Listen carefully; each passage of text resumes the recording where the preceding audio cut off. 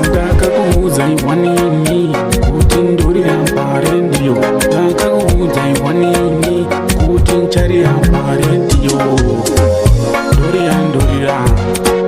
Ndorira nini. Ndorira kana naibata maiki.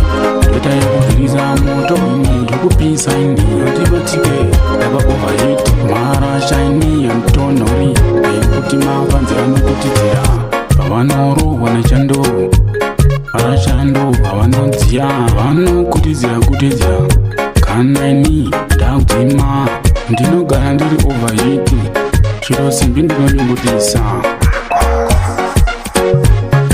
Ndakakuudza iwanini kuti ndorira parendiyo. Ndakakuudza iwanini kuti ncharira parendiyo.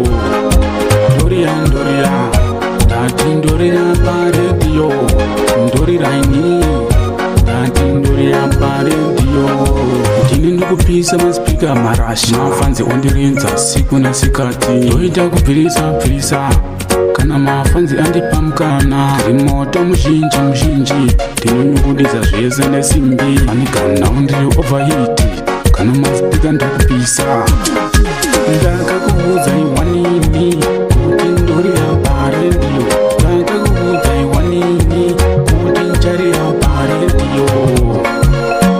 Ndorira ndini ndikupisa mumastraight. Ndorira ngoma dzangu dzopisa kupisa kunzwa kunge yava summertime. Kana wada brai bvisa marasha unogonerema yakobo marasha moto unopisa. Kana mambatidza moto marasha audzime zvekumhanya ini ndopisa. Ndakakuudza iwanini kuti ndorira parendiyo.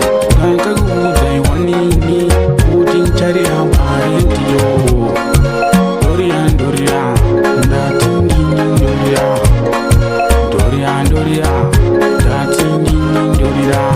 Tambava yakantumba ndati simzasele.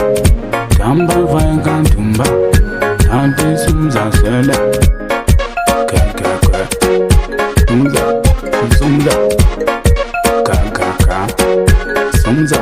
Sumza ndakakuudza iwanini kuti ncharira parendiyo. Ndakakuudza iwanini kuti ndorira parendiyo. Ndorira parendiyo ini ndorira ndati ndini ndikupisa maspika ayo marasha ndati ndini ndikupisa maspika ayo.